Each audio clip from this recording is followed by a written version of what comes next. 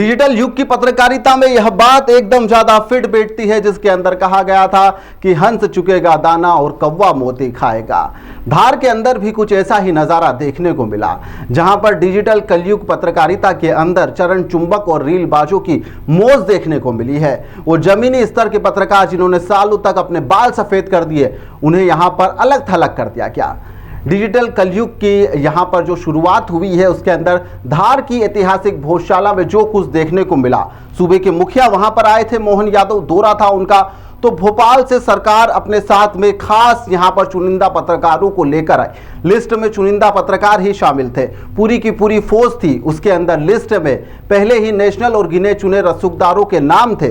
साथ ही साथ यहां पर लिस्ट के अंदर धार सहित आसपास के उन इंस्टाग्राम के इन्फ्लुएंसर जिन्हें कहा जा रहा है, उन्हें शामिल कर लिया गया। रील बनाने वाले, जहां पर उन्हें पूरी पूरी तवज्जो दी गई, जिन्हें 5W और 1H जो कहा जाता है, 5W1H, उसका क ख घ भी नहीं पता था। मजे की बात तो देखिए कि यहाँ पर जिनके चैनल पर आप अंदर जाएंगे तो आपको हंसी ठिठोली और आपत्तिजनक कंटेंट के अलावा कुछ भी नहीं मिलेगा। खबर से कोई लेना देना नहीं। उन्हें वहां पर तवज्जो दी गई, वहां पर आगे वाली सीट पर बैठाया गया, इंटरव्यू तक दिए गए।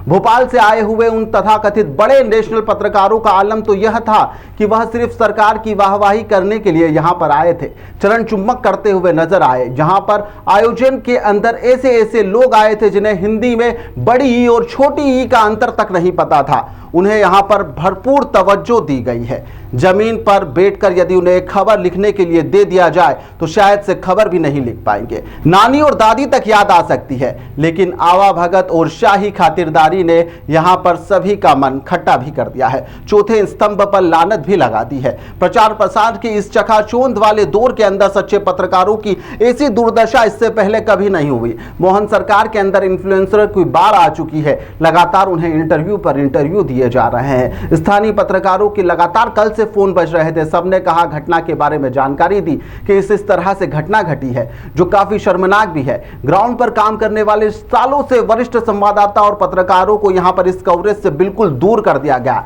एक तरफ धकेल दिया गया। मौके पर वह लोग भी मौजूद थे, लेकिन उनका नाम लिस्ट में था ही नहीं। उन्हें बैठने तक की भी जगह नहीं दी गई। कड़ा संघर्ष उन्हें बैठने तक के लिए करना पड़ा। धार की गलियों में दिन रात दौड़ने वाले, चिलचिलाती धूप में ग्राउंड रिपोर्टिंग करने वाले पत्रकार को यहां पर, जिन्होंने अपने बाल सफेद कर दिए, यहां पर स्थानीय पत्रकारिता करते करते उनके स्वाभिमान को चोट पहुंची है।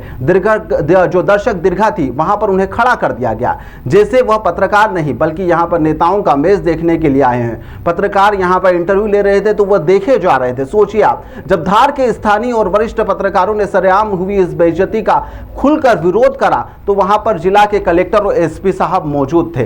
साहबों ने यहां पर बड़ी ही मासूमियत से अपने हाथ खड़े कर दिए, कहा कि उन्हें तो कुछ भी नहीं पता, सब ऊपर से जनसंपर्क से तय होकर आया है, कौन आएगा कौन जाएगा उन्हें कुछ भी नहीं पता। जी हां, सब कुछ भोपाल से ही सेट हुआ है। मनीष सिंह भी इस दौरान साथ में दिन भर मोहन यादव के साथ में मौजूद रहे।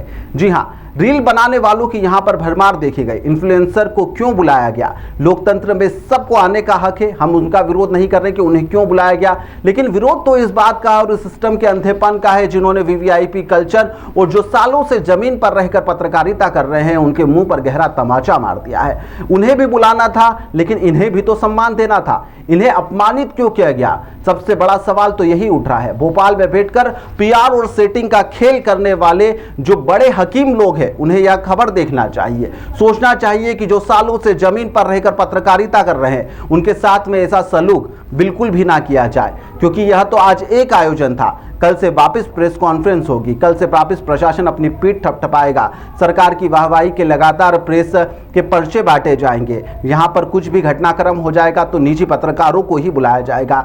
लेकिन मोहन यादव या फिर कहीं पर भी ऐसा कुछ भी होता है कि कोई बड़ा नेता आता रहता है, तो स्थानीय पत्रकारों को एकदम अलग थलग कर दिया जाता है। और यहां पर आजकल जिनके जितने फॉलोअर्स, उन्हें उतनी ज्यादा तवज्जो। यहां पर आपकी प्रतिभा मायने नहीं रखती है।